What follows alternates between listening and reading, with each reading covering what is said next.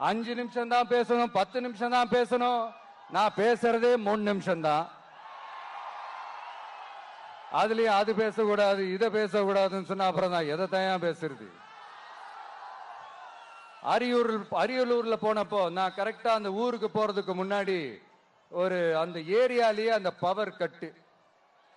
அப்புறம் நான் திருச்சிக்கு போய் நான் பேச ஆரம்பிச்சதுக்கு அப்புறம் அந்த ஸ்பீக்கருக்கு போற அந்த வயரு கட்டு. இல்ல நான் தெரியாம தான் கேட்கிறேன் சிஎம் சார். ஃபார் எக்ஸாம்பிள், இப்ப ஒரு RSS தலைவர் இங்க வராருன்னு வச்சுக்கோங்க, இல்ல நம்ம பிரதமர் மோடிஜி அவர்களோ இல்ல உள்துறை அமைச்சரோ இங்க வராருன்னு வச்சுக்கோங்க, இந்த மாதிரி கண்டிஷன்ஸ் எல்லாம் போடுவீங்க? இந்த மாதிரி பவர் கட் பண்ணுவீங்க? இந்த மாதிரி வயர் கட் பண்ணுவீங்க? கொஞ்சம் கட் பண்ணி தான் பாருங்களேன். முடியாதுல? பேஸ்மெண்ட் அதிரும்ல?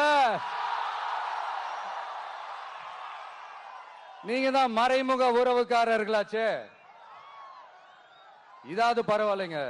இதை தாண்டி ஒரு ரூல் ஒண்ணு போட்டாங்க, பஸ்ஸுக்குள்ளேயே இருக்கணுமா, பஸ் விட்டு வெளியில வரக்கூடாதான், கையை இவ்வளவுதான் தூக்கணுமா, இப்படியே வரணுமா, மக்களை பார்த்து சிரிக்காத, மக்களை பார்த்து கையசைக்காத, இப்படி எல்லாம். ஐயோ ஐயோ ஐயோ, நானும் என்னவோ ஏதோ நினைச்சேங்க. செம்ம காமெடியா இருக்குங்க. I'm just enjoying like anything. நேரடியாவே கேட்கிறேன், சிஎம் சார் மிரட்டி பாக்குறீங்களா? அதுக்கு இந்த விஜய் ஆள் இல்ல சார், அதுக்கு நாம ஆள் இல்ல சார்.